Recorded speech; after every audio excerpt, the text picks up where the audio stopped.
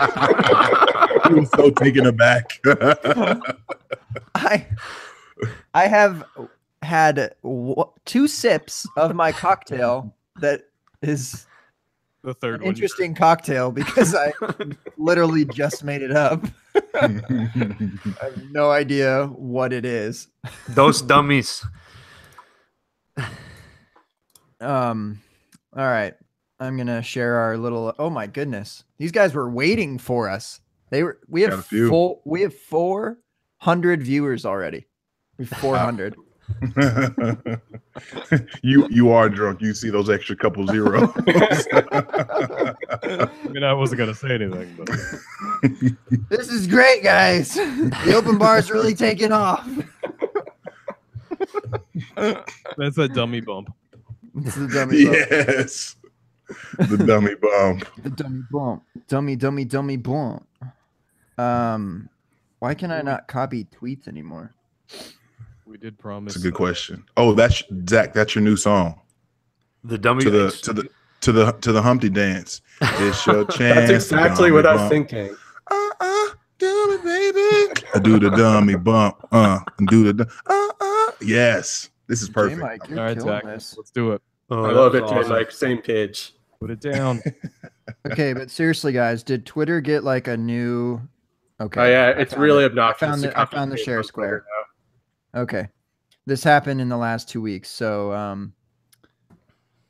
I've been trying to like share this thing for 2 minutes, and we've been live for like 4 minutes. So what's up? Here we are live. The open bar back again, back at it. Automatic, tacit assassin. I'm just kidding. I won't come at you like that. Hey, we're here. 9:30 Eastern, never late, always on time. That's what I love about this show, JMic, is that we're always here, and we pop open the live tab, and people are literally waiting for us at 9:30 Eastern, and they're here, and it's great. I love it. We are the definition of professional podcasters. We are prompt. We are presentable. Punctual. We keep it popping, y'all. I mean, popping. 3P. Winning every single league. Shout out to the F3 guys. Prompt. Nick and Tyler. No, I already forgot what you said, but it was good. I don't know how you came up with that alliteration so quickly. All right, I'm getting uncomfortable with all of our guests just kind of sitting there staring at us. So let's introduce them right away. 3 dummies, 2 actual dummies, and 1 like actual dummy. We'll start with him, Bobby. Hi, Bobby. Yeah. Hey guys, what's going on? I decided to come back to the show. Had to profess my love for ponies again. It's hard to yell with ponies in your mouth. Did you ever decide which My Little Pony character was your favorite? Is there one called like Rainbow Princess Sparkles or something? Oh, bruh. No, man. JMic, give us the lowdown on characters right now. Okay, My so Little check Pony. this out. So the one with rainbow, that's the blue one. We got the big blue. I'll grab. You know what? I told you guys that we took down the decorations. There's one left, the balloon that won't die. It's Rainbow Dash, and I'll show you just in a moment why she's Rainbow Dash. Right. But there's there's Twilight Sparkle. There is Pinkie Pie. There's Applejack. I think I'm missing one. Maybe I'm missing 2. Bobby. I'm really interested. There's Brony Bobby. Yeah. That's one. No. But yeah, those are they.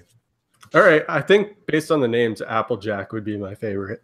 Now she's the one that's like country. Like she sounds like Reba McEntire, and she's like an apple farmer. Can you get with that being a native New Yorker? I don't know. I might have to explore my options a little bit.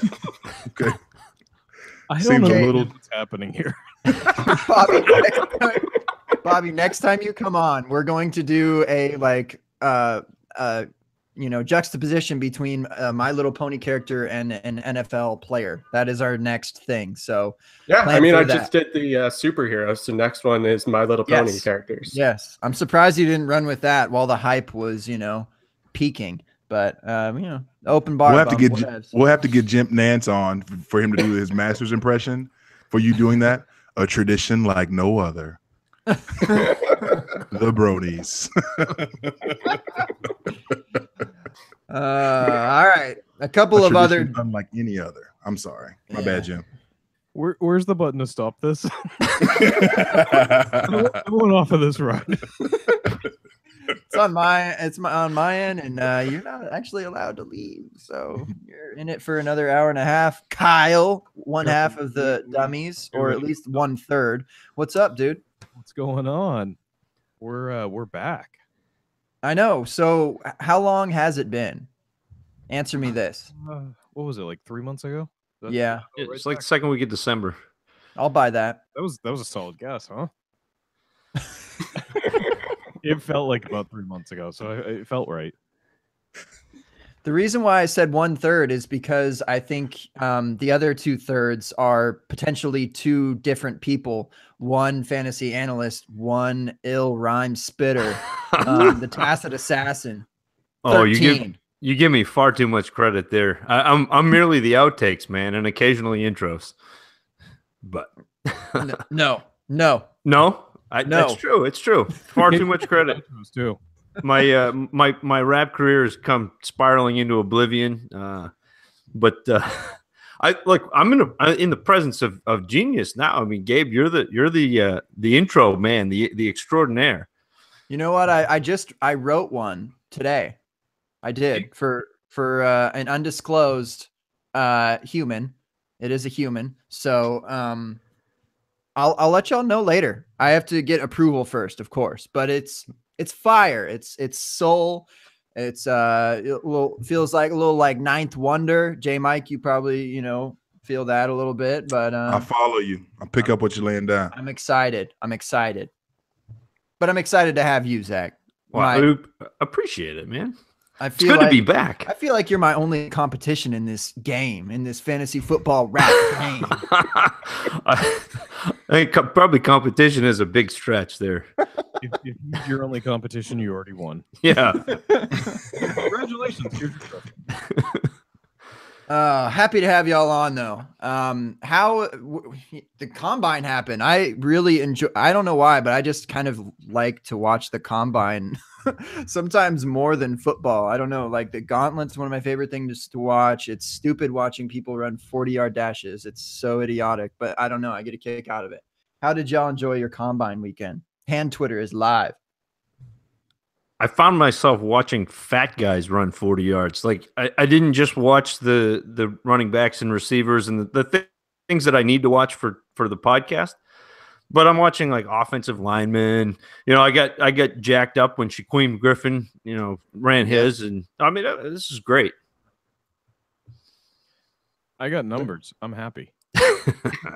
Exactly right. I'm with Zach. Numbers. I'm excited. I watched way more than I needed to just because it was on and there's a lack of football in my life and I needed some kind of football in my life. Yeah, I think it works for everyone. Whether you know what a 38.5-inch vertical means or not, which typically doesn't mean much. So it's just fun to have a little bit of football in our lives. Hey, that means they're going to have a high explosion score. What's that? You got the metrics man behind the dummy cheat sheet here, man. I know. Well, I'm trying to, segue into a free plug, but you're not taking the bait. So. Oh yeah. There's this thing I plug numbers into, and it gives numbers.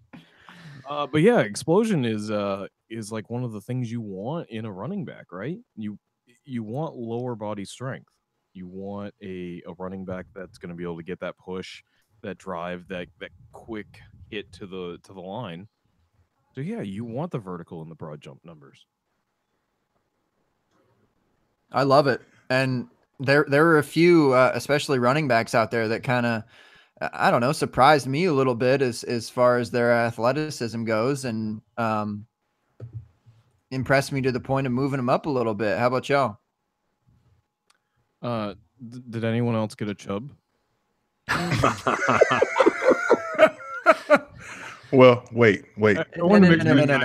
This is the thing, because it's that's it's great and all, but relevance for it seems like everyone on this planet and Mars likes the Rick and Morty, so it's got to be Wubba Dubba Chub Chub. Is anyone familiar with the Rick and Morty? I love Rick and Morty. Perfect. Wubba Dubba Chub Chub. Yeah, that's great. If I get Chubb on any teams now, I'm stealing that from you.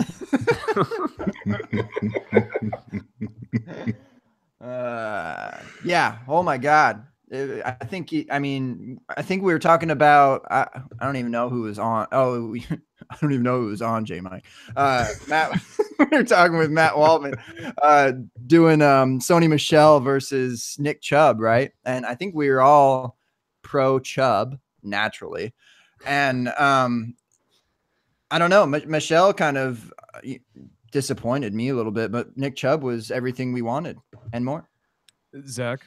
Yeah, it's funny because that was exactly what I expected to happen, but I'm still a Michelle guy. And the reason why I'm a Michelle guy is because of the film, because that's me. I'm a film guy, and I think he catches the ball, and I think he catches the ball better than Chubb. Pre-injury, Chubb, all day. I mean, he would have been easy 102. He might have been in the conversation with 101 with Barkley, but not taking anything away from what he did at the combine, but I just don't think he catches it like Sony Michel does. And from the different mocks I've been in post combine, because I'm a degenerate and had to do a bunch of mock drafts immediately after the combine ended, I have seen a bump for Chubb, where before he was going 104 or 105. He seems to be a consensus for 103. And yeah, that's a Chubb bump. Hashtag Chubb bump. You better watch what you do with that Chubb bump. That's a tad bit disrespectful in some circles. Wubba lubba Chubb bump. Yeah, Zach and I just argued about this for a while on our podcast, and I'm pretty close to moving Chubb up to 3 for me. You know the history with him. The question was if he was fully recovered from the injury. These numbers say he's recovered, that he's healthy. I don't know what else we're gonna get between now and then to tell us that he's fully back from the knee injury. And I think, Kyle, that brings up such a great point, because for as much or as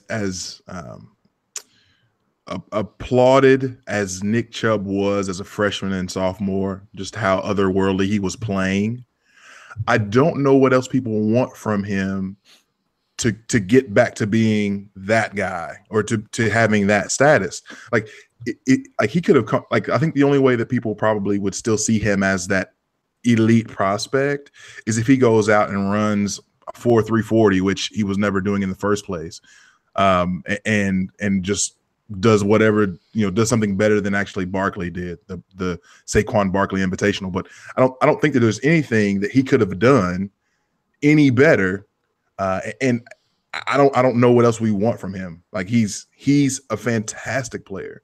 And Zach, I'm not disputing any way at all you taking Michelle over him, because I feel like we have this discussion just about every other week. I try to poll people, okay, Chubb or Michelle, what do you guys want? And I like both guys, I just think that Chubb is really, really good at football. Really good at football. Any reason we can't see Chubb turn into Gurley? No.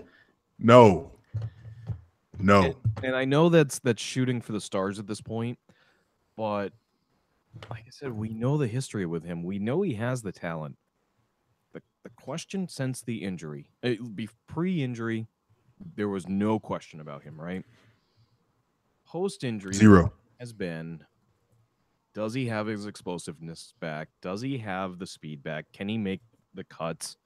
Is the knee okay? A 129.5 burst score, he got the explosiveness back. Barkley put up a 134.7, so he isn't that far behind. I'm feeling pretty good there with him.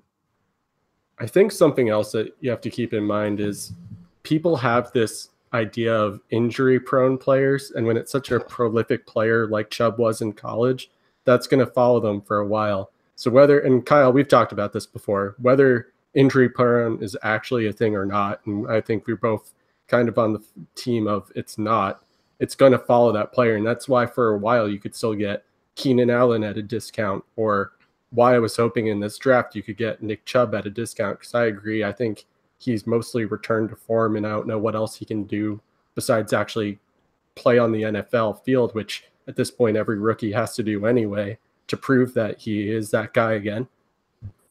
To get a little off topic, I mean, you can make an argument for injury prone. You can tell me Danny Amendola is injury prone. You can tell me Dion Lewis is injury prone. But Keenan Allen, not injury prone. Those were absolutely freak injuries that have no kind of connection with each other. You could tell me that Alshon Jeffrey, with his constant hamstring issues over the years, is injury prone. Although he had a pretty good year this past year. But you can't start tying together a lacerated kidney with a completely random ACL. That what is there an NFL player that hasn't had an ACL injury? Yep, 1 in 4. Right. I mean, at this point, so yes, I will not accept Keenan Allen being injury prone. Yeah, I'm not willing to take Chubb at this point as being injury prone. I can see the argument with certain players, I guess is my point. So for me, it's not a question about Chubb's ability. Like, he's back. That's fine. The combine proved that. The question now becomes for me, if I'm going to take him at 103 and be excited about it, and you're thinking Nick Chubb is going to be an elite running back in the NFL, right? You just said, why can't he be Gurley? To me, the reason why he can't be Gurley may be a problem with the NFL, not necessarily with Nick Chubb. But the way I look at it, DeAndre Swift led the backfield in receptions with 17 at Georgia this year. Okay. So Nick Chubb wasn't the best receiving back in his own backfield at Georgia. When he comes into the NFL, you think he's going to be a better receiving back than whoever they have slated to be a pass catcher on his NFL team? And if he's not, do you think that the coach, and we all know NFL coaches, the way, what forward thinking, guys they are, you think John they're Gruden, going to 1998, let's go. Yeah, there you go. You think he's going to scheme Nick Chubb into being a 50 catch running back, which is what you need to be, unless you're Ezekiel Elliott or Leonard Fournette and you're getting 250, 300 touches, you got to catch 50 balls. Is he going to catch 50 balls? I think the better question is, does he have the ability to do so? He probably does. Is, like you said, we don't know. That's right? just something we don't know. I don't think that there's the creativity in the NFL to even find that out. I mean, he caught the ball his freshman year, but I don't know. It's tough with that. I mean, competing in Georgia, like they arguably have the best running backs for the next 10 years, it seems.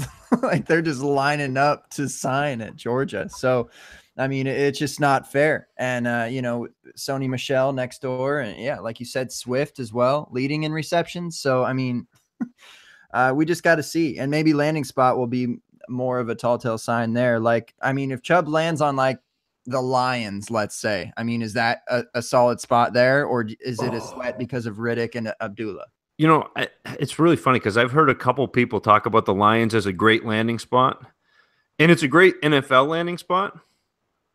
But in fantasy, they've been in the bottom 3 of rushing attempts each of the last 3 years, and they've got their offensive coordinator coming back. I don't see that as a great spot. Yeah, I think this just popped in my head. I have not thought this out at all. I'm just saying it as I think it. An interesting spot for Chubb could be with the Seattle Seahawks if they can find a way to land him. because Russell Wilson does so much with his legs himself that he can open up running lanes and they can get really creative in that offense. And we know Pete Carroll can be creative. We have also seen him be really dumb in his play calling. I don't think we need to remind everybody every time about, why didn't you just run the ball? But it does happen. But that said, I really think that if Chubb were to find himself in Seattle, he could be a guy who succeeds there. And we haven't seen a successful running back in Seattle since Lynch took off. The only problem with Seattle is they need to put an offensive line in front of them. Yep. None of these between the tackles type running backs are going to ever succeed behind an offensive line like Seattle. That would hurt me if he went there. That would be a negative for me. But Zach, here's a question for you based off something you were saying earlier. Was Melvin Gordon a pass catcher when he came into the league? No, definitely not. So I don't think that San Diego is, or I don't think they were considered a overly creative offense at that time, or even now. I guess it's just it may not happen that way. It may not happen that way, right? Think back to that, though. That was Woodhead getting hurt.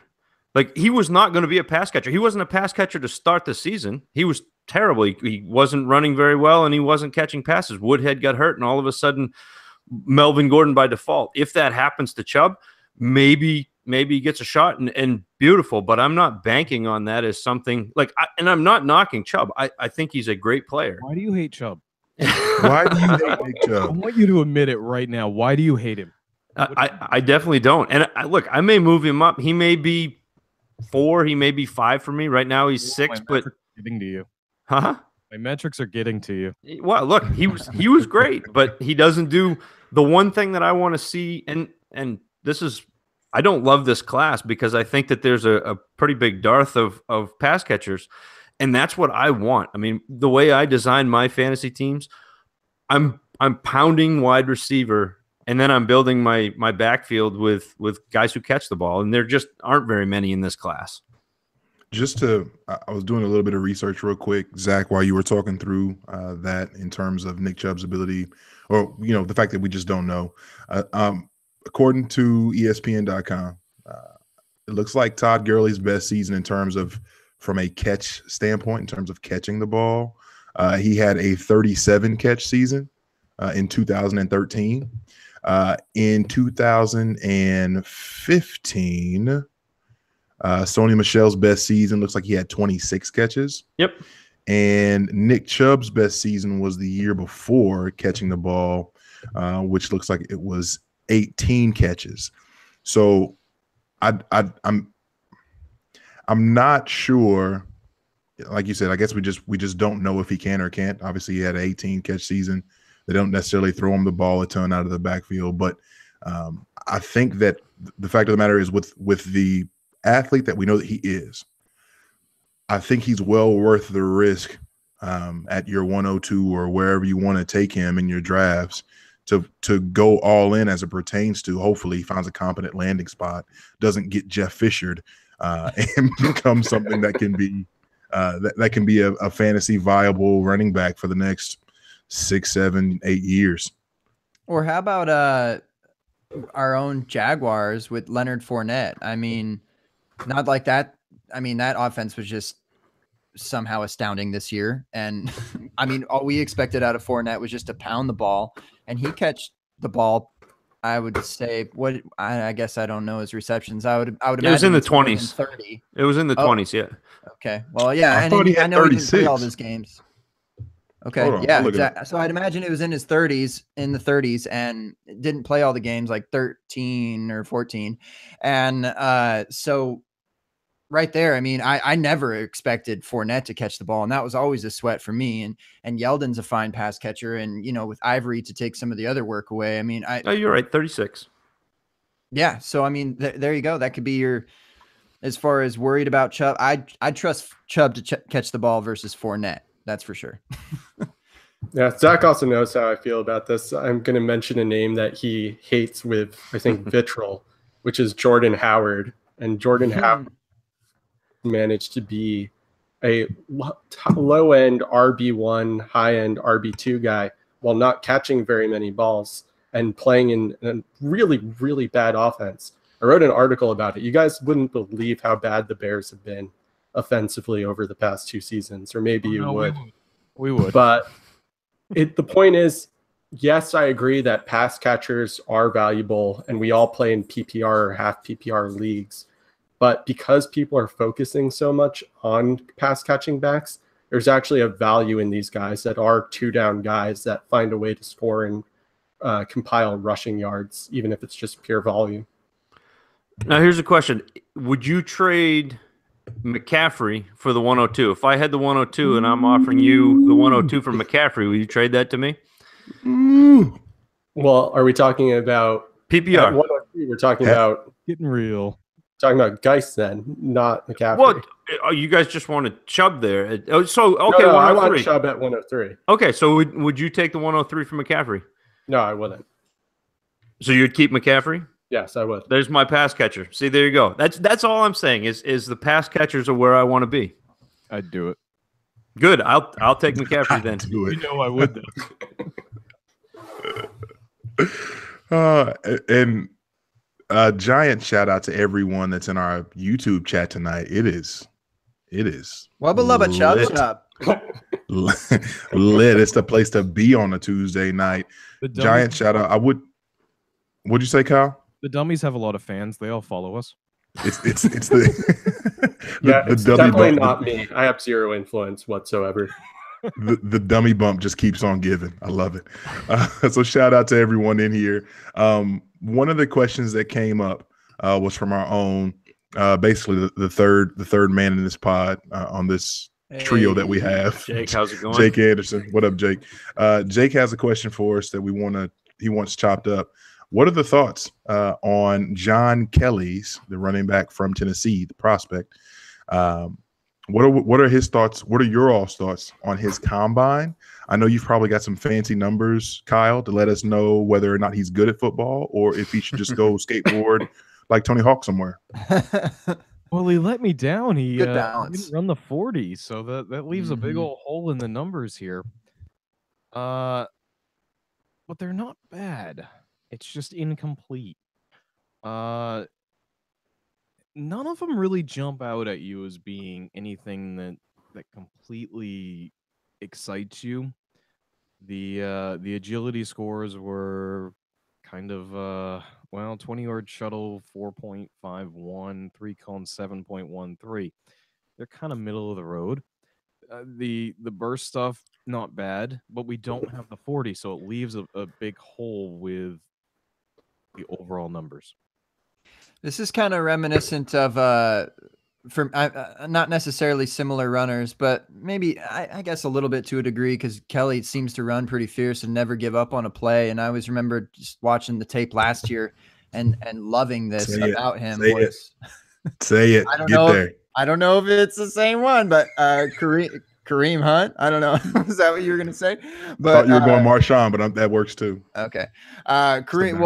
Kareem Hunt was one of my favorites last year, and he super bummed me out on the at the combine, but just always loved the tape and fought for every yard. And that's what kind of reminds me a little bit of John Kelly. I do think they're different runners, but it's just a little bit reminiscent. So, not sweating the combine, because you can still trust the tape.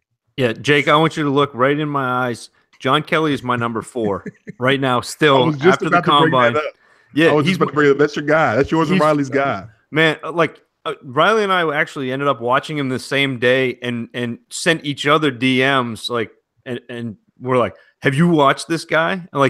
And he may not be the best back in this class, but I defy you to go look up his tape from the Florida game and watch that and not fall in love with him. I mean, he's everything you want. He's vicious. He's fierce. He runs hard. He catches the ball out of the backfield. He runs good routes. I mean, man, I'm excited to see where he goes, and I'm waiting for him to run his 40 at his pro day at Tennessee, so Kyle can put that in, and we can put this to rest, and Kyle can come with me on the John Kelly train. It'll be nice and fast being on a home course. Gabe, I have a question for you, actually, just because you mentioned the Kareem Hunt comparison. So, as we know, Nagy or Nagy, however, I have no idea how to pronounce his name, just putting that out there. He's now the head coach of the Bears, right? So let's say Jordan Howard is gone. He gets traded into Miami in this rumor trade, or just traded somewhere else. And they draft John Kelly. Do you think that he uses him like they used Kareem Hunt and KC last year? Oh man, because I mean, they and KC. I mean, I know he got injured, but they had Spencer Ware, a legitimate 3-down back, and so that was a different type of spot. Whereas in Chicago, you've got Tariq Cohen, a very prolific pass catcher in the open field, where John Kelly also excels. So different situations, but I can sort of see it. I mean, they'd need someone on first and second down, and I think it's hard. I think like this is what was the problem with Kareem Hunt last year, with 215 or whatever, and they didn't think he could be the 3-down back, and then he ended up being that. So I mean, totally, I think you could be looking at something like that, and but I'd be worried about Tariq Cohen for sure. Versus in the Chiefs, there was no one to sweat. When you say will Nagy use Kareem Hunt, Bobby, are you referring to like the time when he would get the ball like a bunch, or you mean the times like when they completely forgot about him? So I'm just curious what you mean. Yeah, there. when he was playing calling, he was actually using Kareem Hunt a bunch. When Reed handed over play calling duties, that's when Hunt's usage went way up. Just an interesting little factoid for everybody. So if you're a Kareem Hunt owner like me, you might be a little bit worried that Reed is now play calling again, but I'm just interested to see how the Bears running backs do get used, because I really liked the usage under Nagy or however it's pronounced last year when he was calling plays. Just commit to one, Robert. Just commit to one. All right, we'll call him Matt Nagy because it sounds the most wrong. Thank you. Even if it's wrong, just thank you. Yeah, you're welcome. I'd be worried about him. I'd be worried about him ending up at a place like where there's a Tariq Cohen type player, because Totally. I think that his best, I mean, yeah, he runs hard and that's great, but I think that his best feature is pass catching. And so I think that John Kelly, it would be nice to see him land somewhere, Denver, Baltimore, someplace that runs the ball a lot, but also could use a pass catcher, and then grow into that role as a 3-down back. And that's what I thought Hunt was going to do. But seems like a good landing spot to me, especially maybe the Ravens particularly stood out as when you said that. I thought, oh yeah, that seems like a really good spot. No, you're wrong, because Kenneth Dixon is the back there. I was driving the Dixon hype train. It's over. And I guess It's over. It went off the rails. It's over. No. It's over, Gabe. No, Kyle. No. We need this. No. You know what? The CJ Procise one's about to go off the rails too. Ooh. That one can be dead, but come on. Don't say that too loud. Tyler, DHH's own Tyler Gunther is in the chat. So y'all start talking about Procise. He might drive up to Maine and have to open up a can on y'all. Can of lobster. We don't can lobster around here. Exactly.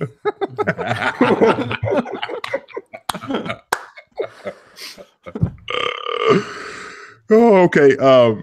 Another hotly debated topic. This wide receiver class. It seems as though coming into the offseason, it seemed like everybody was pretty much, it was Cortland's show, right? Still coming is. Out. Say it one more time, Gabe. Still is.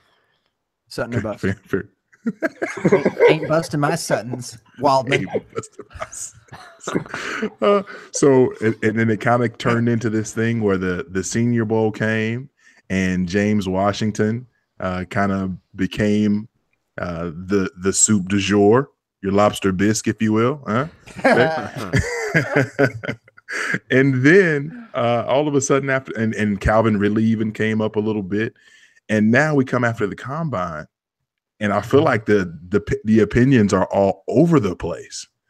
So where do you guys see these wide receivers shaking out in terms of your own personal rankings? DJ Moore, end of story. Ooh, yeah, End of story for sure. Kyle, I did not know. I should have paid more attention. He's the one. I'm still having trouble coming off of James Washington. I really am. Like I love know it. I know the I was waiting combine. for Zach to say it because Look, I'm there too. I just didn't want to be the first one. I know the combine was bad, but you watch him play and you weren't expecting him to pop for numbers. Like you never saw him beat a guy with speed. You never saw him, just absolutely blow a guy out on a 9 route. It was always being a tactician. It was always getting on top of the defender and then using his body, and he's got those long arms and that physicality. So look, it's close. I mean, I'm still going. I'm going James Washington. I'm going DJ Moore. I'm going Christian Kirk. Bang, bang, bang. Like they're all close, but I still got to go with Washington. Washington's that style of guy that I want to love. Yeah, as a running back. And I kind of but I can't put him above Moore. I'm with Zach on that one, but I also think honestly, with how much confusion there is about the wide receivers, if you want a wide receiver in this class, just don't trade it for a 2019 pick. You'll do yourself a favor. That's very true, unless of course we're talking about Cortland Sutton. I mean, how can't you be in love with that 3-cone though? So just want to confirm, between the 4 of you, we have 4 different wide receiver ones. Is that correct? Yeah, consensus. That's good. I love it. You have a top 4. And nobody said Calvin Ridley. Boo. Go back to running backs. You know who I like for Alabama?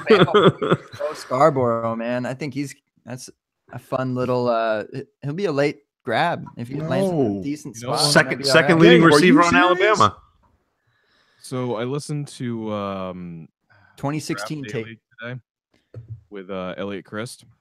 I've heard of him. One of the shows I listened to was the Ridley show, and I need to go back and look at him more because he brings up some good points about him. You're looking at from Elliot. These are his words. A very polished route runner who you can get past the age because of him coming in already polished. And again, I need to go back and look some more at this, but if that's all true and he ends up in a situation where he's going to get a chance to start, some of the other stuff is a little less important. Hey, Kyle, could you go take a look like you're saying and then just like come back when you're ready? I feel like you're describing Sterling Shepard. Is Sterling Shepard really that bad? No, he's not. But he's not the number 1 wide receiver in the class. I mean, a lot of guys are still touting Ridley as the 1 or 2. That's fair. Hang on, I said DJ Moore. End of story. We're past receiver number 1 here. Oh, I'm not accusing you of that, but I'm saying that a lot of guys have him up there, and even for me, watching his film, I wasn't that impressed. Like I had him at 8 or 9 after watching film, and then you couple that with the combine, I'm not really interested. Depends where he lands. Honestly, he's probably going to end up a Raven, and then he'll fall down everyone's draft boards because nobody wants receivers anymore. Just go tumbling. I'm so curious who's going to – I know it's going to be a wide receiver in the first round. I'm just so curious who it's going to be. Oh. Kim. Just better hope it's not your Suttons or your Sutton buttons will be busted. How sad would that be? Oh, my gosh. Yeah. I'd have to drive to Texas to console you. That would be bad. It's probably going to be DJ Moore. He kind of fits into that profile of what they've been going after for the last few years. Plus, he's a local boy. You know? Mm. Crab cakes, all at me. So with that being the case, another name that came up in the chat, I forgot who said it first. So giant shout out to everybody who's been with us in the chat. Obviously Jake, Tyler Gee, Tyler Gunther, Travis from Super Flexible Pod. Katie was in here earlier. We got Rob in here. Like it's pretty crazy. Bradley Smith, man. No, excuse me, Jonathan Smith. Yeah, Chris, also from the the Fake Pigskin fam. So another name that came up was Auden Tate. Auden Tate goes to the combine. People, obviously, he had a up and down last season at Florida State. Obviously, he had some issues with, I believe it was an ankle that was giving him trouble throughout the season. And he goes to the combine. And he's a giant mass of a man, which is awesome. Just huge person. And he goes and runs a 4.68 at 6'5", 228 pounds. What do we make? And his vertical, obviously, is something that you were probably looking forward to in terms of high pointing the ball, things of that nature. He had a 31-inch vertical. Kyle, what kind of athlete is Auden Tate in terms of the numbers that you have? And is this someone that you guys are looking to scoop up if he falls in your drafts, or you passing on him because you're not thrilled about what he's putting down of late? Let me give you the answer this way. In my graph here, it's all color coded. When you get a lot of color in there, you're a good prospect. On the low end of things, it's white. Everything I have from him is white. Yeah. You could have some sort of like surprising like Kelvin Benjamin type season though, because that's like literally what he's reminding me of right now. It's just so gross. Just this like massive human that is more like a tight end at this point, and might end up being like that. And I don't know, it's just so, and Florida State alum Kelvin Benjamin. So I don't know. I think you meant to say De'Runnya Wilson. maybe that's true. Maybe. Yeah, it was disappointing. I think my write up of Auden Tate said, all total, Tate appears to me to have the highest ceiling in the class, and I'm anxiously awaiting the combine. And now I'm not anymore. It was such a disappointment. Like if he lands someplace that needs a tight end, fine. Like, I mean, I think he can be a red zone threat as a receiver, play that tight end role, but I don't think that he's going to be as exciting as I'd initially hoped. I was waiting till the end, and I was going to make the maybe he should just play tight end comparison, and you all beat me to it. But what I will say is it seems like he's a future Panther, because they just love those guys who might as well be tight ends. He's not even really thick enough for tight end or the Panthers. No. He's only 28. I mean, we're not talking about a guy that's really that built. Kyle, how many C's are we talking here? Like 2 C's, 1 C, not even 1 C? C's? With the thick. And thick. 0 C. Oh man. I'll quote tweet you that one there. So in your startups, if rookies are included, Auden Tate or Kelvin Benjamin? KB. Gross. Yeah, probably Benjamin. Gross. At least KB's had some seasons of success. Yeah. Gabe, did you say KB as well? Are we saying KB versus Auden Tate? Yeah, if you're in a startup that includes rookies right now. Oh, right now it's easily Kelvin Benjamin. Is Kiaris Garrett in the startup? Can we? Right. I'd take him over Auden Tate. I'd probably take Zay Jones over Auden Tate. MFL dropped Kiaris Garrett. I had him on my taxi squad. I'm still upset about this, Zach.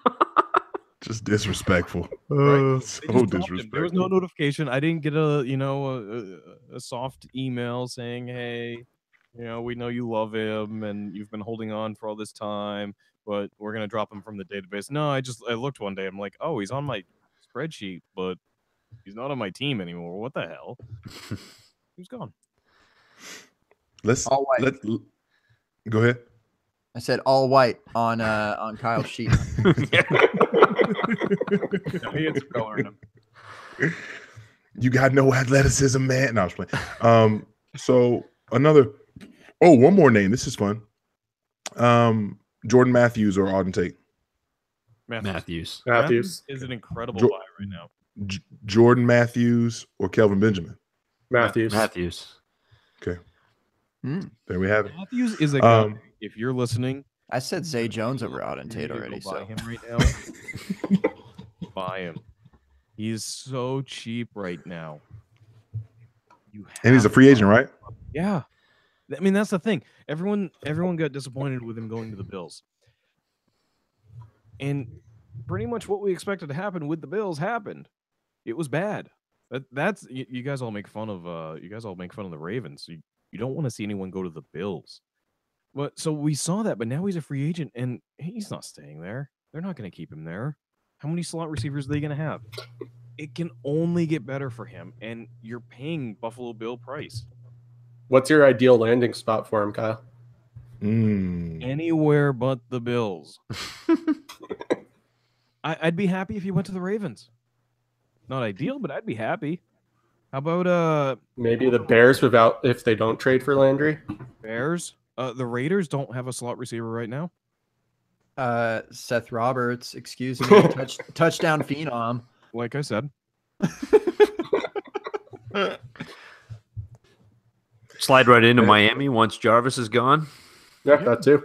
I mean, there's so many options for him. It only gets better for Jordan Matthews. Buy him right now. Zach, stop trying to block the path for Jakeem Grant and Leonte Carew to get on the field, man. Oh no, I just picked up Jakeem Grant in like every league I'm in. I scoured the waiver wire. Carew's already gone. The secret's out on him, but there's one more wide receiver I definitely want to talk about with this class in terms of where we see him at this point. Somebody, and I believe it was Tyler Gunther, who brought this up. They had Equanimous. He has Equanimous St. Brown as his wide receiver 2 in the class. Does he have his Notre Dame footy pajamas on too? With his Yankee baseball cap, yeah, Boston Celtics jersey, yeah. He tested out well. Because he was a part of our Dynasty Senior Superlative show, and I don't remember what he got from Gabe. Gabe, what was the thing that you gave him? Like the one that you don't know how to feel about, something of that nature? I gave him. I was hoping to get him on every team actually, and and with the caveat that he would be like an early second, late first, and hopefully more of like the early second and maybe even a mid second. That'd be cool. So, but that's kind of where he's trending, right? What's that? I think that's kind of where he's trending at this point, right? Yeah, and I don't know if the combine really helped or hindered him. I think that there were guys that maybe moved up in front of him, if anything, but I don't think he hurt himself whatsoever. He did fine in the 40, and that's like all he did. So you're really going to have to rely on everything else that you've seen from ESB. So I'm still okay if he keeps falling. That's great. Yeah, he's Kyle Mathis. There's not a lot on him yet. 4.48 on the 40, 20 on the bench. That was all he did. But he did come in at 214, which is a positive. You were concerned about him. He's 6'5"? Oh, goodness. As Kyle would say, he's thick with 3 C's in this case. You guys got to stop using these hip things. Too old for that. But you're concerned that he could end up going the Malachi Dupree route, right? This guy that had a bunch of hype last year. In Dupree's case, it was the year before, with a bad season and never really put it together and kind of fell off. I do think ESB has a little more safety behind him than Dupree did. Could definitely be a guy that either ends up being the steal late in the draft, or if he ends up going to one of those super great landing spots, he could end up being one of the big risers. I just think it's, I mean, like, you paid for a Laquan Treadwell at 102, and now you can possibly pay for an ESB at 202 is just like so cool to me. So I don't know. That's kind of where I'm at. I love it at that price. He's an interesting guy to me, and I like that he benched 20 reps, because one of the knocks I have on him is sometimes he doesn't play strong, you know, in traffic. Like, that shows you that he's got at least the strength to do that. He blocks. I mean, he gets out and blocks guys like crazy. The tough thing to me about being a film guy and watching him is a lot of times that St. Brown gets open, he doesn't get the ball because his quarterback was terrible. And so, like, trying to watch film, you don't get that catch point all the time. So, yeah, it's a great route. He's open, but what does he do with it? And so you have to kind of put the pieces together. And so that's a tough one for me to watch. Is a guy I'm going to watch more film on because I think he showed up enough at the combine for me to go back and take a look at him. Just to give you guys an idea, in that post-combine mock draft I'm in, he went 202. So that's the exact range where you guys were talking about. Whoop, whoop. Gabe's sweet spot. Yeah. Okay. Now, this is really the last wide receiver I want to get to, because I listened to the pod today, and a couple people we've already brought up. So giant shouts to Elliot Christ with the Draft Daily pod, which is just absolute en fuego. If you haven't heard that, and you're listening to our podcast right now, finish our podcast, then go find the Dynasty Dummies podcast and subscribe to that if you haven't already. Then go check out the Afterburners podcast and subscribe to that. But after you do all that, episodes. Hey, it's coming back. It's coming back with a new focus. All right. Then after you do that, go check out the Draft Daily pod. Like I said, the big homie himself, NFL Draft Talker Jake Anderson, was on today's pod talking with Elliot about Texas A&M's Christian Kirk. Yes. Nobody's brought this name up to this point yet. He's in your backyard, Gabe. And by backyard, I mean like probably within like 8 hours of you, because Texas is giant. Have no idea how close Austin is to College Station. Yeah, good joke, but it is relatively close. What do you guys think about Christian Kirk? I believe I think I brought him up in our show a couple weeks ago. I mean, I've already completely forgotten about that show. I don't even know who it was on, but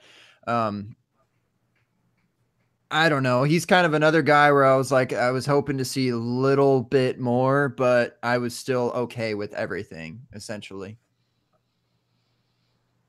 Yeah, his 40 was pretty good, and his college stats are kind of all over the place. I haven't watched too much film on him, if I'm being honest, but he's interesting to me. I will say a lot of people seem pretty high on him that I respect. I know, for example, Travis May, who is pretty much like my prospect guy besides Zach and Riley, seems to really like him a decent amount. So if he's there in the second round, he's someone who's intriguing. Thanks, Bobby. I said besides Zach and Kyle. No, you said Zach and Riley. Oh, yeah, Riley. Well, you don't want to take Kyle's advice. I actually don't take that back, because I'll take it back when the cheat sheet is done. You finish that thing, as long as you stand by it, and then I will give you a shout out. You know what? Speaking of the cheat sheet, he is the #1 receiver right now based on the limited information we have. So that's your physical, age, and production scores. He's second in our production score and 5th on the physical. Not bad. Not bad. Definitely a guy to be interested in for certain. When you say our production score, is this like your model, Kyle, or is this something else? Yep, it's a combination of a whole bunch of things. So it's all their college production, and then we factor in some stuff from playerprofiler.com with the Dominator and Breakout. And this is on your newly launched website, right? DynastyDummies.com. You're Tell us more. Last year's is up there. I am finishing up the information for the this year's for production and physical, and then as we go through further, Zach will be putting his film numbers in there, and we'll get some situational numbers in there for your landing spots once the draft happens. And Andrew Kendrick gifts. Don't forget those. That's all you, Bobby. That's all you. By the way, Christian Kirk went 110 in the mock that they're the DLF rookie combine mock. So he's definitely moving his way up. What wide receivers went ahead of him? Let me take a quick look here. So Cortland Sutton went at 2, James Washington at 5, Calvin Ridley at 9, and then Kirk. DJ Moore was actually after Kirk. So I've got Christian Kirk. I've got Christian Kirk as my 3 right now. But to give you some idea of how close it is, I score out of 100, and Christian Kirk is within 2 points of being number 1. And well, what I saw on film is that it's kind of the same thing that Gabe was talking about. Is you don't see anything that pops off his screen. Everything is good. There's nothing exceptional, but it's okay that everything is good and nothing's exceptional because he doesn't really have too many flaws either. And so that's the guy that I'm looking for is that safe, that safe receiver. If I can get him in middle late first, that's fine. If he falls later, personally right now I'm rolling off probably 6 or 7 running backs before I get to a receiver anyway in this draft class. So for me, he's down the board. Maybe I'm not going to get him, but I really do like what he does. Very good. All right. So, and also we have to get the definitive answer from you guys. Tight end 1, go. Gesicki for me. Yeah, sounds like it is now, huh? How can it be anyone else? Yeah. Oh, I don't know. He can't block, and someone's going to ask him to block in the league, probably. Did you see? They said that about Ingram too. It's full. They're all full. The spider chart is round. I can't see what you see. Go to is it Mock Draftable? Mock Draftable, yeah. Go there. Look him up. Headed there now. Look at Saquon. And then look at Gesicki. Penn State eating some cookies out there. Full. Yeah, I mean, I don't know. I don't think there was like an outright number 1 tight end necessarily either. I would imagine they might take like a Mark Andrews before him, like as far as an NFL team, just because he's might be more well-rounded and will get on the field more and, can actually block. Like NFL teams need that. But Gesicki really, I mean, man, I was impressed. I knew he was athletic, but hoofda. Some of his best comps on Mock Draftable are Ingram and Njoku, and also fan favorite Jordan Cameron. Or is it Cameron Jordan? I always forget. That's such a weird combination of Ingram and Njoku. So, like, what else do you want? So, size of Njoku and like the athleticism. I mean, whew. Yeah. So basically, we're just saying Gesicki is T1. Yeah. So another reason why you guys should be checking out the live show here on Tuesday nights on the Open Bar at 9:30 p.m. Eastern time. You get to check out these wonderful screen shares that we do from time to time, like when John DeBari is basically shouted out as being the doppelganger for Christopher Maloney. That was priceless. And now you get to see the basically duck webbed feet web of Mike Gesicki. The Schuyler Oot comparison. Yeah, sure, that too. So he's so the only thing that he's pretty crappy in is, I guess, this weight where he's at 247. But he's pretty much deadly in everything else as it pertains to being an athlete, which is ridiculous. I also saw on Twitter where he won like a high school dunk contest, and like he has legitimate hops. It was kind of absurd. Yeah, he was the leading scorer for his high school too, like all time. Like he's a legit athlete. I want to meet the one tight end who hasn't played basketball. I want that to be like the new thing. This tight end never played basketball. Hey, where's that tight end that played water polo in high school? I want that guy. Any cricket players? Any 6'5" cricket players? Love it. You didn't tell me we were going to do screen share stuff. Oh, sneak previews. The power of technology. So I mean, he might be a little bit light, but I don't know. Isn't that fine for an athletic type of tight end? And I'm sure, and the BMI, I guess, is okay too. So BMI is a little bit more important than the weight for me. Shout out to Dwight Peoples, the People's champ. It's okay. He came in the chat. And he shouted out Dallas Goedert as being his guy, his numero uno. See, I haven't, full disclosure, I haven't delved into tight ends yet. And the only reason I knew Gesicki is because I was watching Saquon Barkley tape, and all of a sudden there was a play where he went up over a linebacker to make a play on the sideline. I was like, wow, that was nice. Like 2 plays later, he does the same thing over the middle. I stopped, and I said, okay, I know what Saquon Barkley is. I'm going to come over here and watch Mike Gesicki. And I came away really, really impressed. And so that's the only reason I have any idea about any tight ends yet, because to me they're kind of a secondary piece on what I'm doing. Tight end, the tight end landscape is just a dumpster fire anyway. Don't worry about them. I think there's going to be really nice values on tight ends in general in this class, because last season we saw those 3 guys come out and be first rounders. I think even Gesicki still is being talked about like a late second or early third rounder, which would be, I think, pretty insane value for what an athlete he looks like if he lands in the right situation. Kyle, you have to talk if you want to share your screen. Yes. I was just gonna let Jake just kind of squint at it. I know he gets really excited every time he sees it, so I was just gonna let him squint at it down in the corner there. But just look at Barkley here. Look at that. Lots of color. You know that No white. There, right? There's no white. Right? It looks right. That's what you want. If you look him up on Mock Draftable, that's a full circle.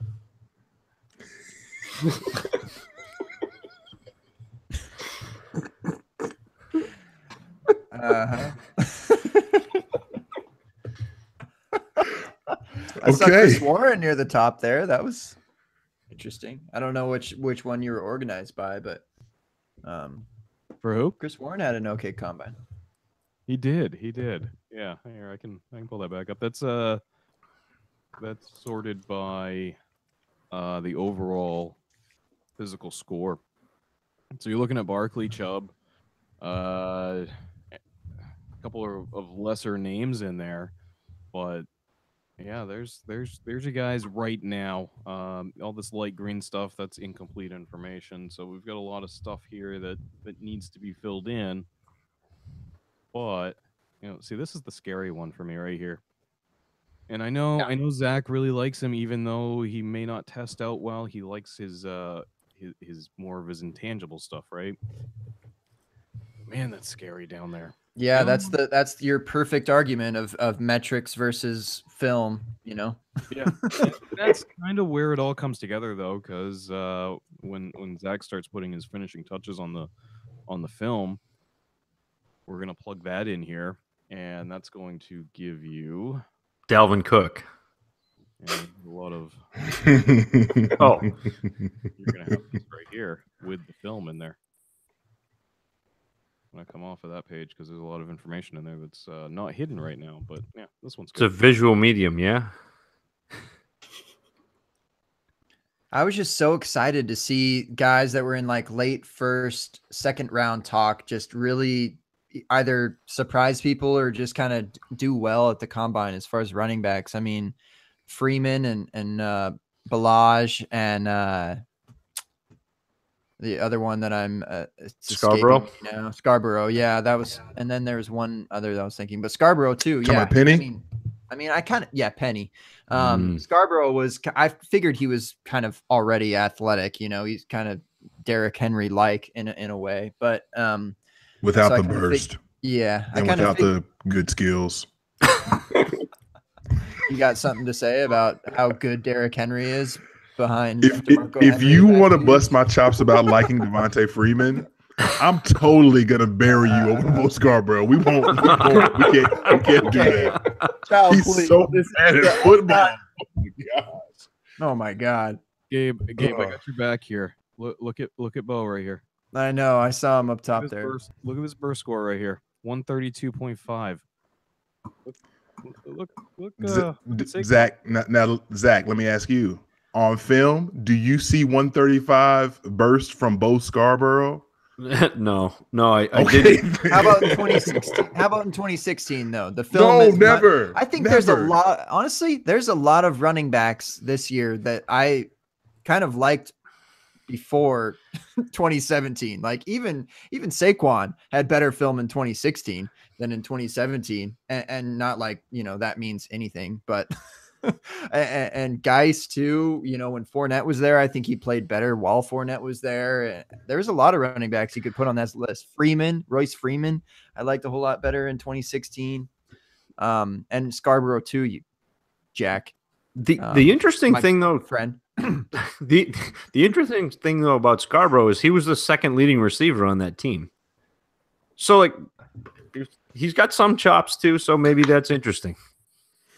All I know is I've never been part of a live film versus metrics debate before. That was pretty interesting to sit back and just watch out. Jalen Hurts drops back. Oh, Calvin Ridley's covered. Let me dump it off to Bo Scarborough. He's going to break this game wide open. Is anyone else concerned that Geis could be heading down the Fournette path of this whole ankle injury thing? Because didn't Geis have the ankle injury this past year? Or is it something else? He had some kind of an injury he was dealing with all year. I don't know what it is precisely, but I do know that there was something that held him back as far as lower body extremity. I thought he was a hamstring. You know, whenever I have questions, I just feel like this is a good place to plug this. Whenever I have questions about injuries, there's so many doctors on Twitter or PT guys that take part in fantasy. I just tweet at them, and some of them write articles about it. The main one that I talk to is actually a DFF guy. His name's Eric. I can't remember his handle off the top of my head. I'll have to pull it up. But pretty much anytime I have a... Bobby, if you don't have his handle. Yeah, sorry. I'm not as... I mean, that's almost as bad as me coming in here with trying to make a point about. Wait. So Eric's handle is at DPT_FJELDY, and his name is Dr. Eric, and his last name I cannot pronounce at all, so I'm not going to even attempt it. But he's super nice. Hey, Mike. Yeah, call him out. This is going great. Pronounce that shit. Do it. All right, so it's Dr. Eric, and I think it's Valbean, but I have no idea. And anyway, Valbean? He's super responsive. He writes articles for the Dynasty Football Factory about injuries. He runs polls. He actually was looking for suggestions today, so if any of you guys have a specific player that you want to see what the recovery process is like, tweet at him, and we'll probably write about it. Somebody shoot him a tweet about Darius Geis and see what his knee and his ankle are doing. Seriously. Yeah, I'll do it right now. So with the you tell me what to do, Bobby. So at this point, guys, combine's in the books. We've got pro days coming up. A lot of the things will be filled in. People will have a chance to help Kyle color code his spreadsheet, fill those things in, help give Zach some time to finish up his film reviews and such. What else in terms of processes for this, because this is actually my first off season in Dynasty. I'm brand new to Dynasty, just finishing my first season. What are some, not necessarily tips, but what are some things that you guys are doing to prep for your rookie drafts to make sure that you're maximizing all the information at hand that we have? So for me, I'm not even thinking about the rookie draft yet. I mean, like, I'm doing the stuff for the site, but I'm looking at my team and I'm looking at other people's teams, and I'm looking at sites like DLF and DHH that have ADP, where people are drafting guys right now. And I'm trying to find value. I'm trying to find people who I think are going to either be undervalued, that I can snag cheap, or overvalued. So take someone like Kenyon Drake, who came off the end of his last season was tremendous, right? You don't know what's going on in Miami.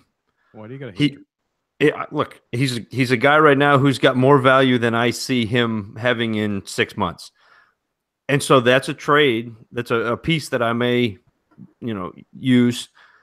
I may attach some of these picks, the rookie picks that I've got, and go get somebody that I know that's an established veteran who's got a role that I can, bolster my team going forward.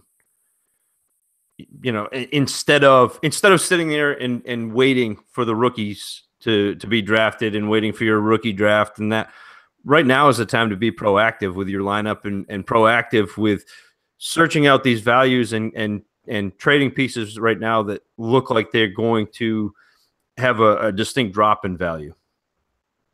Yeah, that really is the thing, but there's a fine line here too. You want to be active, but you don't want to be overactive. You want to mine value where you can and move on from guys like Zach's saying that are overvalued. Kenny Drake is probably a good example of that, as much as I hate to admit it. So much overvalued. But Don't let some of my followers hear you say that. Some guys love Kenyon Drake, man. Don't just trade players just for the sake of trading players. Don't make these deals that don't make sense in the long run. Don't go out and try to get a starting running back because you need a starting running back for next season, when there's a decent chance that most of them, unless they're in that top 5-6 category, they're probably going to have some kind of competition or replacement before next season. So be active, but don't be overactive. And try to get later round picks thrown into things. Those can be useful when you're in the draft to move around a little bit. So if you're doing a trade that you're going to get back a first, and you can even get like a mid fourth or early fourth just thrown in, take it. Don't give up on that, because you might be able to utilize that later on when the draft's actually happening to move just a little bit when that happens. Yeah, Zach and Kyle gave, I think, the perfect advice. The only thing I would add is be very honest about where your team is. The most frustrating thing in Dynasty is to be stuck in the middle. So if you look at your team and you go, I have a legit shot at competing this year, get the pieces you need to compete. But also don't be afraid to say, I'm a few years out and this guy doesn't really feel like he's going to be within my window of competing. So I'm going to start selling him to speed up my process a little bit. The best thing you can do for your roster is be honest with yourself about whether you're going to compete this year or even within 2 years, or if you need to begin that rebuild process, and there's no shame in rebuilding. I'm in a league with Gabe where we get on the Voxer chat, and people will just be talking prospects or bankroll dollars and randomness, and Gabe gets so pissed when people are talking strategy. So Gabe, just in general, I don't want to upset you. Can you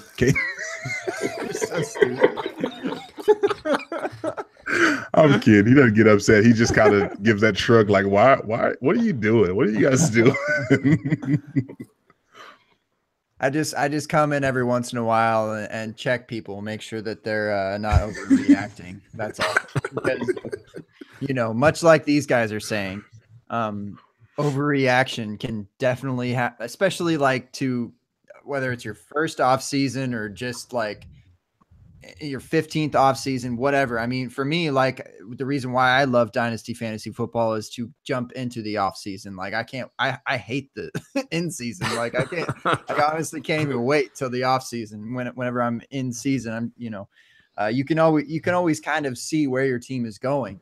And, and especially if you're down in the dumps, you definitely can't wait till the off season, but, not exactly sure what that's like. So I'm just always looking forward to the off season. And, but you can easily overreact. And, I think it's a great time to sell players, with guys that just like Kenyon Drake. To me, it's just such a good sell right now. And even my boy Kareem Hunt, like, though I love him so much, I can't even believe that he is a first round pick right now. That is just absolutely fascinating to me. So, I mean, there are players out there that can be sold. There are players out there that can be purchased, and you should be finding those values right now, because they potentially could be at the highest point or the lowest point that they will be ever. Cause there's a whole lot of things coming up. There is free agency. There's an NFL draft. There are going to be a whole bunch of switcheroos and wubba lubba chubs happening. So you got to be on your toes and be ready for them. And I think you feed off of those overreactions, whether you're selling them or buying them. So that's my take, JMic. This is the second episode that we could probably use this Chubb reference as a title for the actual pod. Wubba lubba chub. That might be, I mean, I'm just saying, I know that you typically come up with really clever ones. That might be the title for this one. I think I'm going to make a t-shirt like right after this and start my own fantasy football t-shirt company. I'd sell like hotcakes. Are you naming the company? Like lobster cakes out of a can. Full circle. Continuity is like my only type of humor. Full circle like Barkley. Yes. Exactly. Yes. I'm going to pull it up. I'm glad you said that. By the way, guys, I'm out of bullets. The nice thing about the open bar is we pretty much recap everything at the end of the show. Eric actually responded. I don't know what Geis's injuries were, but if we know what Geis's injuries were, we can ask him what the deal is with them. By the way, and we should, but I looked up his name, gave him a follow, DPT_FJELDY. I would pronounce that Fieldheim, and I would think that is that's Swedish. probably correct. Yeah, I would guess so too. Fieldheim. And DPT_Fieldy, but it's FJ for like when you say fjord, you know. Y'all know your topographic education. I mean, that's a topographic map right there of Saquon Barkley, pretty much. Oh, not the best fit. That's not the full circle one. There's one. Yeah, I know it's not. I was disappointed. Yeah, no, there's one out there that is a complete filled in circle. It's amazing. Is it like a double rainbow? It's just all circle. It's just full. I need a link to that. Whoever might be listening to this, please find me on Twitter and hit me with the full circle web of goodness that is Saquon Barkley's measurables. I would love to see that, because apparently Mock Draftable is not showing me what I need to see that Kyle says I should see. I'm gonna have to try to find it for you. Speaking of webs and Spider-Man and Bobby, Bobby, do you have any plugs that you'd like to give out to the public about what you're doing right now? Does he ever? First. So Superhero Week on 2 quarterbacks, which is just at 2 QBs. I've been comparing quarterbacks to different superheroes. We released the AFC version on Monday.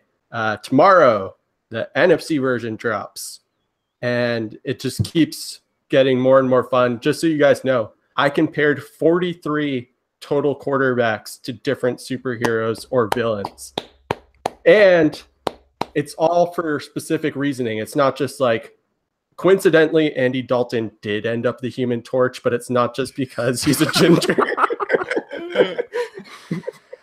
was a bad example.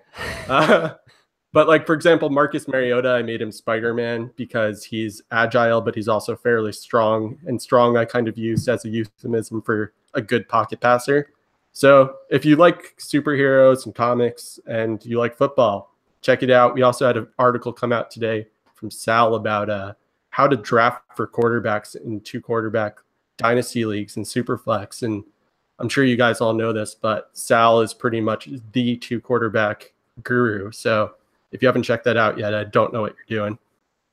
100% agree with you. And that's, I mean, I wanted to segue into it because it is seriously like such a cool idea and so awesome. And like for me to just, I don't know, for me, when I'm reading fantasy football, it needs to be a bit more intriguing and pull me in with maybe something like that.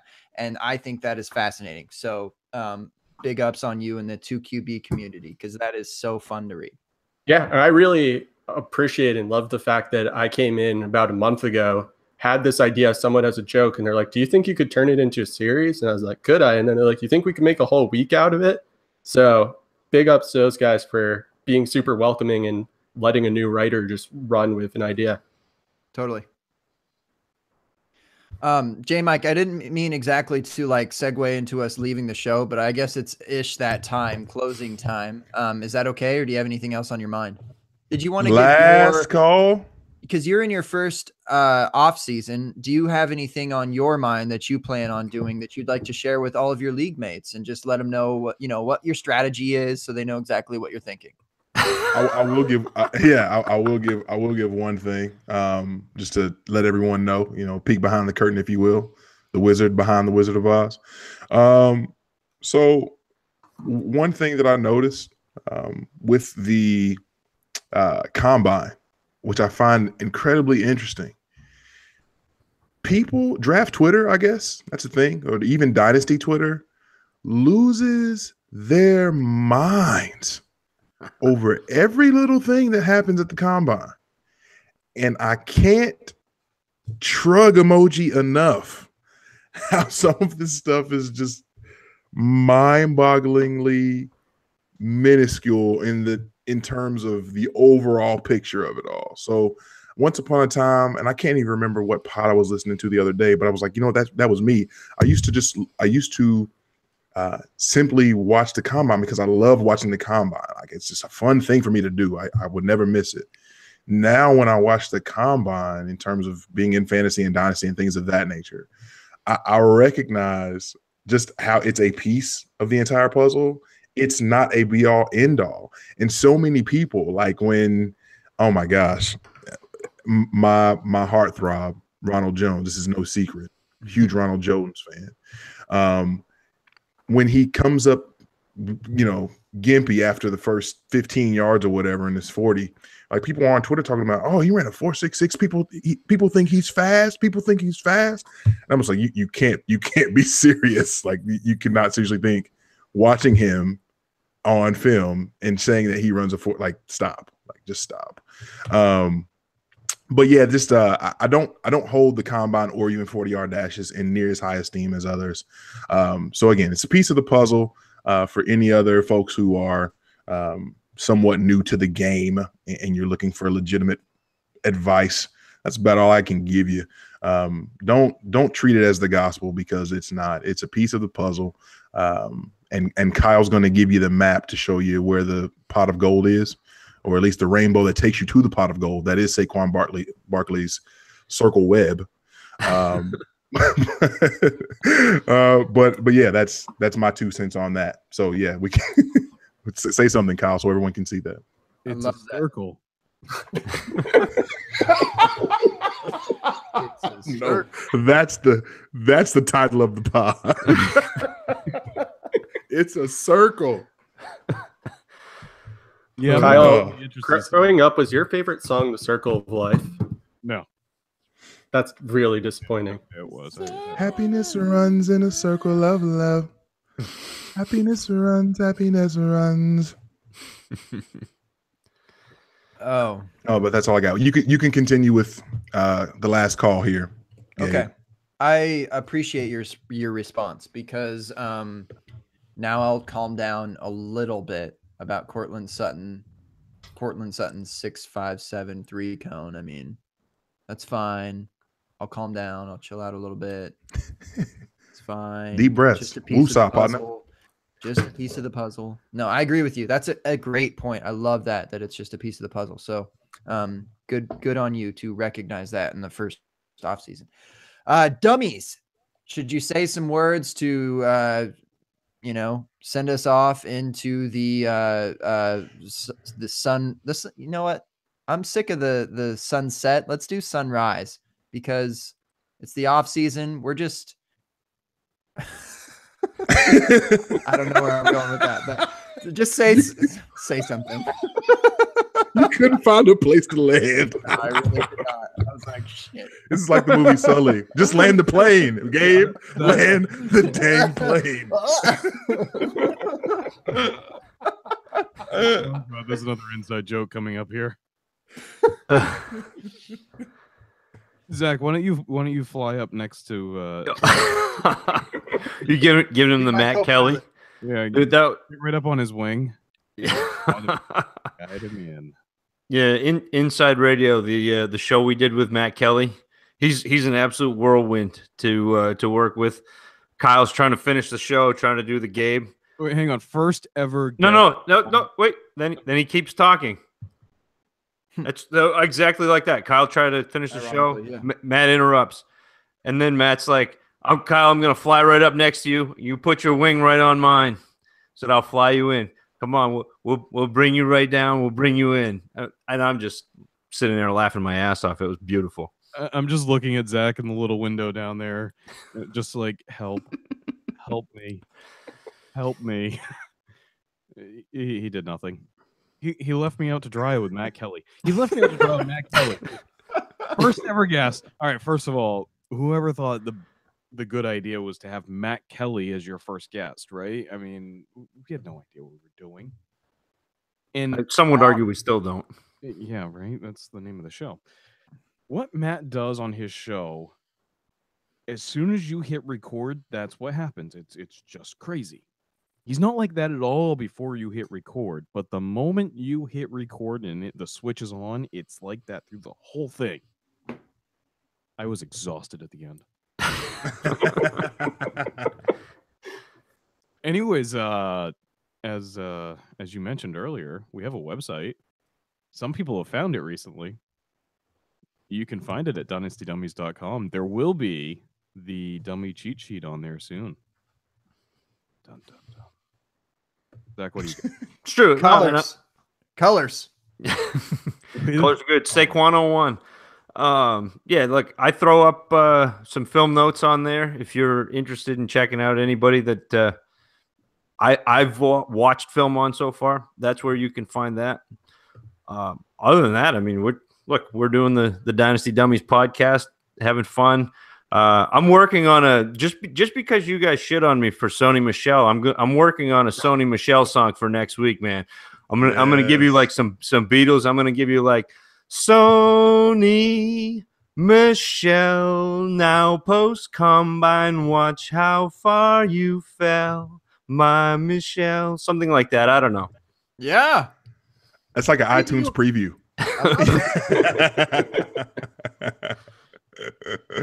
That's fantastic.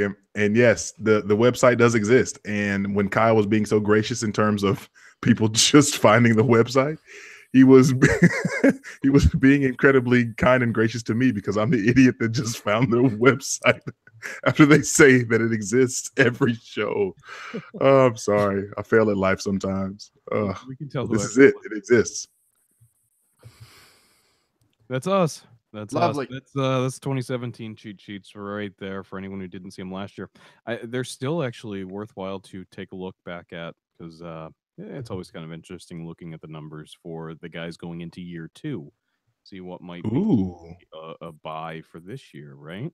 Hey. Speaking of, look who ended up as wide receiver 1 for you guys. Oh, he did. Yeah, we Juju. Hits. Look who ended up as number 3 though. Curtis. Sorry, I don't mean to. That was a total douche move. I was like, wait, these Yeah, guys but look are at on 3 the show and we're still recording, and I just fucking We called them can't out. let their heads Curtis get Samuel. spinning. We have to cut them down live.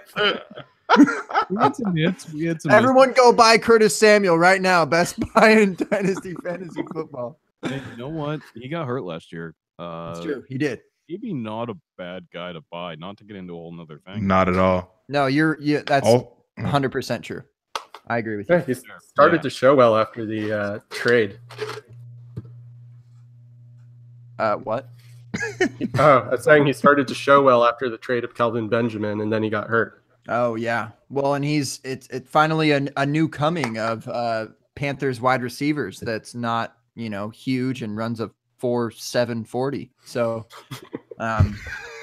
he is very athletic, so he might be something. And I'm sorry I said take it back.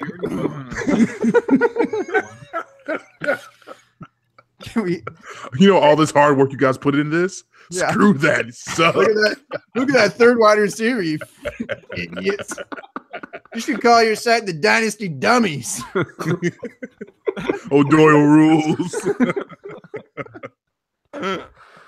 Oh gosh. Okay. I got a comment to Dwight in the chat real quick. If you go back to the first show of the new year, it was right around Christmas, New Year's. There actually is that in there, just for you. He wants to hear me sing. Yes. It's my fan, my one fan. I love it. Yes, we were both busy with Christmas and family stuff, so I just made an entire show of Zach singing. Sorry to everyone else, but you're welcome, Dwight. It was the James White album. Yeah, that is the name of it. Yep. Barry White and then James White. All right.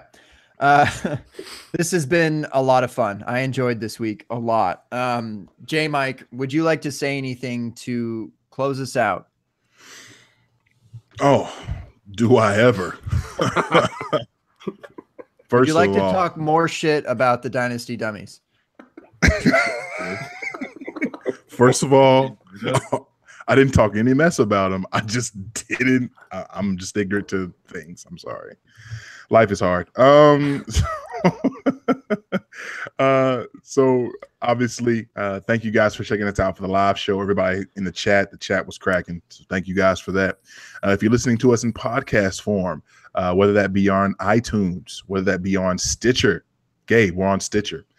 Get out of town.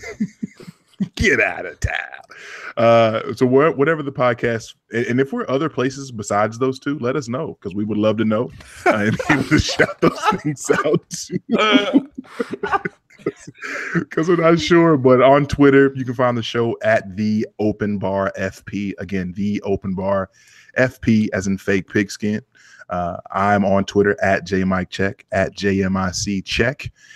And little do you guys know, quick preview. Obviously, Gabe and I told you guys that we'll be, taking some time off between shows typically. Well, next week, same time, same channel, we're going to be right back here. We've got a show already lined up. We are certainly not living up to our procrastinating ways. Trying way too hard. Don't like it. Yeah, we've got another 5-man weave coming, and it's going to be a doozy, and I'm hoping that it's at least half as fun as we had tonight. So again, thank all of you for rocking with us. And yeah, that's that. Gabe, last call, final words, whatever you want to do here.